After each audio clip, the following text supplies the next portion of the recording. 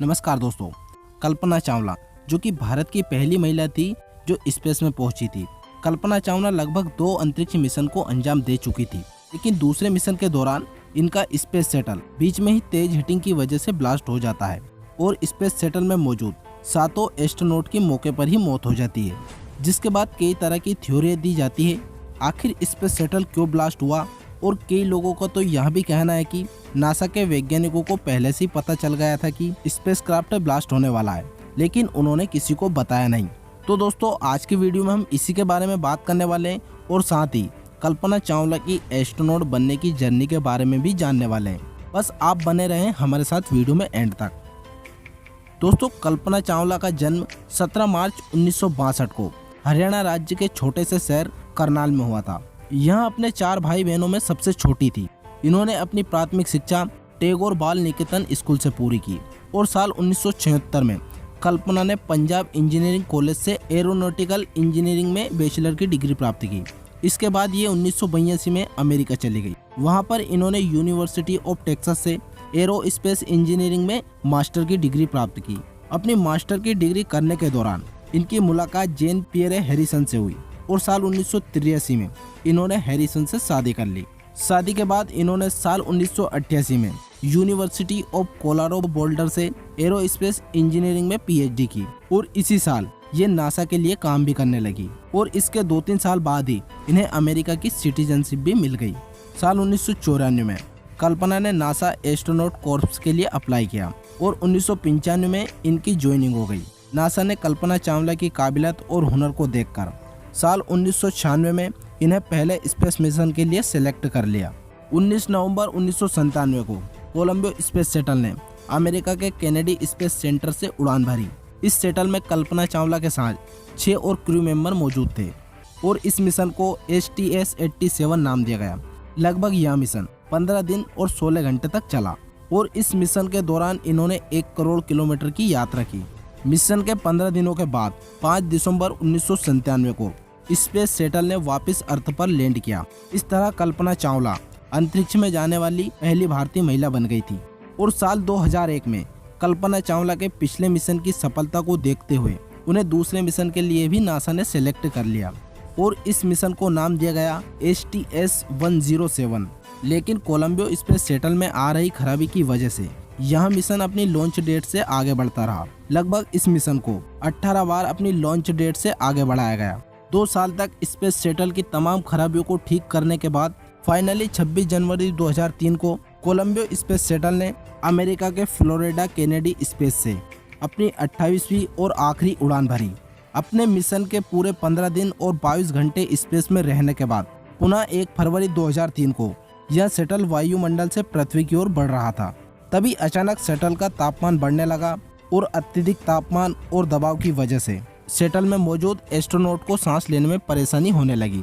देखते ही देखते शटल के अंदर का तापमान कई डिग्री सेल्सियस तक बढ़ जाता है। अंदर सवार क्रू मेंबर कुछ कर पाते इससे पहले ही अत्यधिक ताप और दबाव की वजह से उनकी मौत हो जाती है। अब दोस्तों, कोलंबो स्पेस शटल में बाहर से आने वाली अत्यधिक गर्म गैसें और वायुमंडलीय प्रेशर की वजह से यह शटल पूरी तरह से ब्लास्ट हो जाता है और कई सारे टुकड़ों में बिखर जाता है। इस घटना के बाद कई सालों तक कुछ पता नहीं चलता है आखिर ये हादसा हुआ कैसे। सभी के द्वारा यही अनुमान लगाया जा रहा था कि शटल में सवार क्रू मेंबर की ही कोई गलती रही होगी जिसकी वजह से यह हादसा हुआ। लेकिन जब नासा ने इस घटना की बारीकी से जांच की तो पता चला कि ये सारा हादसा इंसुलेशन का एक टुकड़ा शटल के विंग से टकरा जाने की वजह से हुआ था।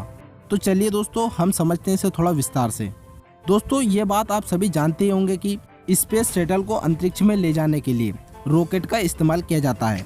अब चूंकि रॉकेट को पृथ्वी के गुरुत्वाकर्षण बल के विपरीत दिशा में जाना होता है, इसलिए इसमें 2 तरह के फ्यूल का इस्तेमाल किया जाता है। पहला लिक्विड फ्यूल और दूसरा हार्ड फ्यूल।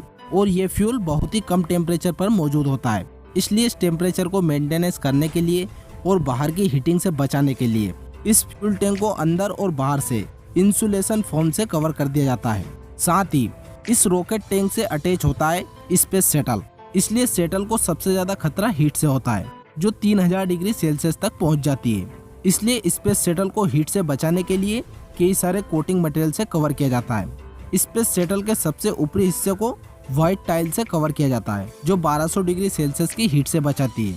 और शटल के निचले हिस्से में लगाई जाती है डार्क टाइल्स, जो इसे 2300 डिग्री सेल्सियस हीट से बचाती है।